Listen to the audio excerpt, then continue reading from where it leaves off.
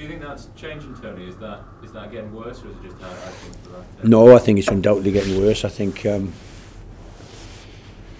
driven by the way of the world. You know, you'd have to say all the main sports TV shows run non-stop opinion now, don't they? You know, I spend half an hour in the morning driving in listening to sports radio as well, and it's just all opinion on, you know, you lose a game and question, everybody gets questioned these days. You know, when I was a young player in the 80s, 90s, it was 4 or 5 local journalists, it was the guys you knew, and you sort of would build up a level of trust with them, and you could sit in the pub after training and have a chat, and then the story would appear a day or two later.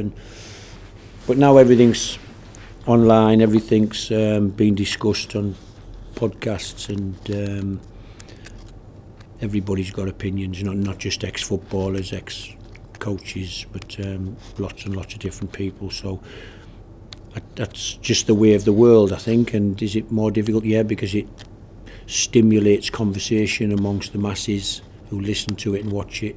And like with football coaches, football managers, I think generally once you've lost the fan base, you know, never mind the owner, it becomes difficult, I think, because the team can, it impacts on the team, I think. How is the team at the minute? Any more injuries? Your team room pretty full?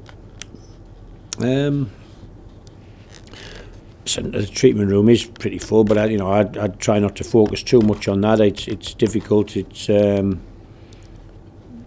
because it was a similar scenario to going to the best team in the league and going away from home, and whichever players we tend to pick, they generally find a way to work as hard as they do, and you know, I think we've got a really good set of guys, really human beings, never mind footballers, who work really hard for each other. And so yeah, the injuries, it's not irrelevant, because we, you know, as I've said all year, if you had a centre forward who lived his life because he scored goals, and every time he went on the pitch he was desperate to score, then you know, we'd have probably picked up more points. But the effort, the work rate, the togetherness, the camaraderie of the group, and the connectivity with the support base is all strong. How impressed have you been with the players this year? Because it's a really young team, as we're always talking about, and to hold their own in a new division for a sort of full season for a lot of them. How impressed have you been? How they've done? I think the new players, so rather than young, they're inexperienced, aren't they, to the league. The Championship's a lot different from League One, I would suggest. And the young lads who came over from abroad, some from France, Costa Rica, and it's I think they've adapted well to the league. They've tried to express their qualities. I think the job for the coaching staff has been to try and gel them together, knit them together. You know, when you're so inexperienced and of a certain age,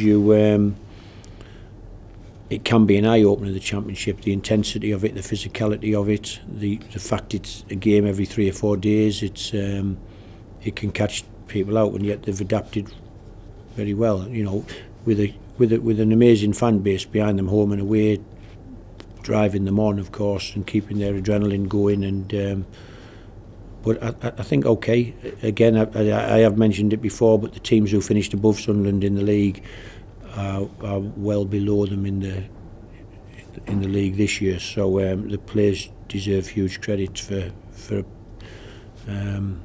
adapting to their environment. A great performance against Burnley. You'd be looking for a win, I would imagine. A lot of fans will be looking at Hull, who've struggled a bit on the road, and thinking this is a pretty good chance to get one.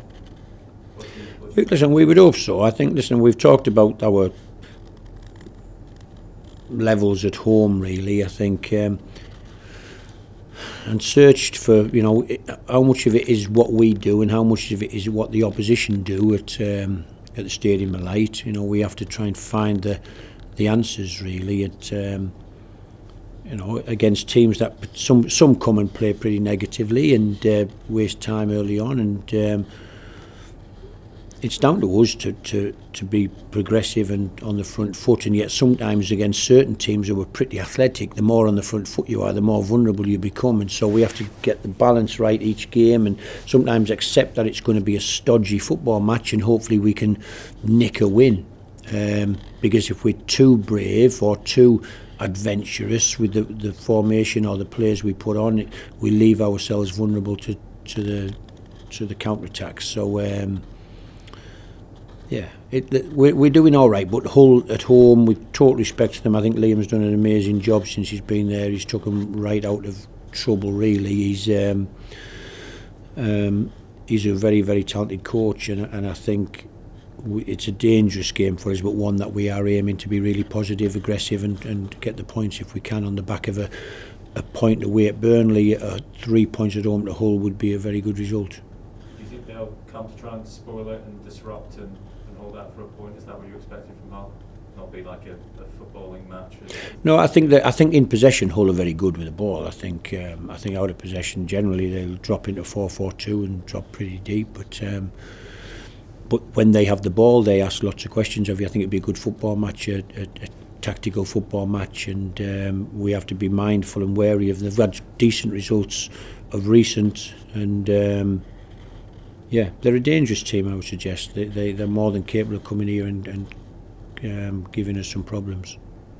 Are you in that phase of the season now, near the end, where sometimes teams in the middle of the table feel like they've got nothing to play for? Is there a thing where you've got to try and still get the players up for it, or do you not think that'll be an issue? It shouldn't be an issue. I think we've talked about the next group of games, really, and I feel as if there is an opportunity for us if we can get through the first one, and then we go to Cardiff, who are, I think they're fourth bottom at the moment, or fifth bottom. You know, they're fighting for their lives. It's a fantastic stadium and got a decent support. So, but it's also a game of a team with anxiety that we've been good on the road, and so we feel as if we could go to Cardiff and give them some problems. And then we've got back-to-back home games against Birmingham and Huddersfield, and all of a sudden we shouldn't, you know, so we sit here and we shouldn't be giving up on an exciting end to the season. What'll put pay to that, of course, is if we don't find a way to beat Hull, you know, go to Cardiff, get beat, and all of a sudden there's 5 games left and you're miles and miles away and you're not going to do it. But if we can win the next few games, then makes the next home games after that really exciting, because if you win 4 on the bounce in this league, you can catapult yourself right up there. So let's see. We've still got all to play for, I would suggest. Fingers crossed.